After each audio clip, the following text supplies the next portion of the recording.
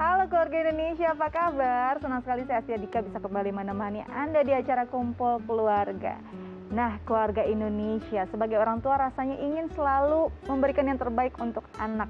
Apapun yang anak butuhkan sepertinya ingin kita berikan. Tapi kadang-kadang hal ini punya dampak sendiri loh untuk anak kita.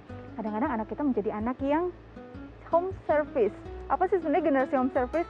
Ini baru-baru ini sedang ramai diperbincangkan. Generasi home service adalah generasi anak-anak yang memang sukanya dilayani baik itu dari orang tua ataupun dari pengasuh. Dampaknya pastinya ada, tapi sebenarnya bisa nggak sih kita cegah tanpa kita mengurangi pelayanan kita atau kasih kita pada anak. Nah, ini akan kita bahas bersama psikolog kita, ada Anti Jovita. Kita langsung sapa ya, ada Anti Jovita di sini. Halo Anti, Halo. apa kabar? Puji Tuhan baik, Dika apa kabar? Aku baik Anti. Nah, Anti, hari ini kita membahas yang lagi hangat nih diperbincangkan oleh orang tua atau parents milenial, yaitu generasi home service untuk anak-anak mereka. Jadi kan sebenarnya kalau kita sebagai orang tua maunya anak itu mendapatkan yang terbaik. Bahkan kalau bisa kita mudahkan semua yang dia rasakan begitu. Betul. Ya. Tapi akhirnya jadi terbentuklah yang namanya generasi home service, generasi anak-anak yang akhirnya cuma mau dilayani, tidak punya rasa tanggung jawab mungkin ya di rumah. Jadi semuanya memang benar-benar dibantu oleh orang tua atau pengasuhnya. Nah, sebenarnya kalau menurut Anti sendiri dalam kata psikologi sendiri, generasi macam ini tuh seperti apa? Ya, jadi generasi home service adalah tadi generasi yang semua kebutuhan, semua keinginannya itu sudah disediakan oleh pihak orang tua ataupun tadi pengasuh atau asisten rumah tangga, sehingga mereka tinggal siap menggunakannya saja. Gitu. Nah, untuk generasi home service ini semakin kesini semakin banyak terjadi karena orang tua kan sudah mempunyai semua kelengkapan ya, gitu. Dan kemudian banyak orang tua juga kan yang suami istri bekerja, sehingga merasa bahwa ya aku akan memberikan ini sebagai pengganti waktu aku bekerja gitu. Nah, sehingga pada saat bersama anak kalau bisa semua kebutuhan anak itu dipenuhi. Sebenarnya bisa nggak sih dicegah tanpa mengurangi ya kasih atau kualitas yang ingin kita berikan kepada anak?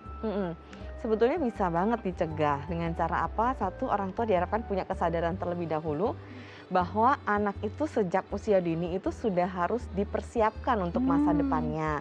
Nah, namanya persiapan berarti kan butuh proses yang panjang dan memang dari waktu ke waktu harus terus ada.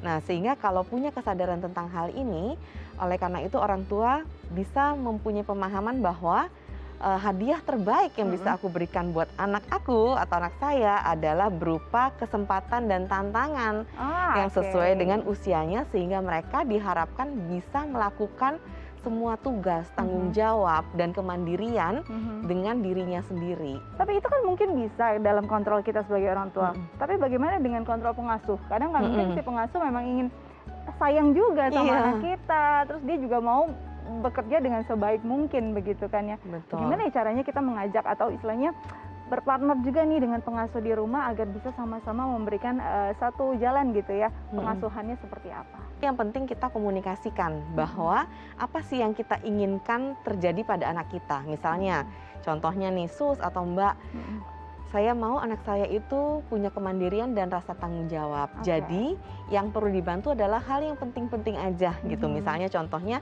adalah hal-hal yang memang belum sanggup dia lakukan untuk anak seusianya. Gitu, misalnya contohnya memotong apel, memotong sayur itu kan belum bisa misalnya untuk anak 3 tahun. Nah, itu boleh dilakukan. Tapi kalau berkaitan dengan kemandirian diri yang bisa dia lakukan, sebaiknya kamu awasin aja dan arahkan bagaimana caranya, dan biar si anak sendiri yang melakukannya. Kasih contoh nih, misalnya contohnya dia mau pakai sepatu nih, ya kan? Nah, biarkan aja dia pakai sepatu sendiri, gitu. Jadi jangan dipakaikan sepatunya. Kalau misalnya salah mau pakai sepatu, misalnya kiri di kanan atau kanan di kiri, dikasih tahu aja bahwa ini salah, yang ini kanan di sini, kiri di sini. Diajarkan bagaimana cara mengikatnya step by step, tapi tidak dipakaikan seperti itu. Jadi dikomunikasikan intinya kepada para pengasuh supaya mereka tahu bahwa oh ini loh yang diharapkan dari orang tua si anak, sehingga dia akan melakukan yang sama juga dengan yang kita inginkan. Nah, itu dia, karena memang memberikan kesempatan dan tantangan juga butuh tahapan kan, nanti nggak bisa langsung juga, apalagi usianya masih kecil, memang harus ada fase-fase tertentu yang dihadapi dan dijalani. Nah, nanti kita ngobrol lagi lebih jauh dengan salah satu ibu juga dengan segala macam ceritanya bersama anak pastinya dengan tema kita hari ini. Nah, keluarga Indonesia jangan kemana-mana, tetap bersama kami di Kumpul Keluarga.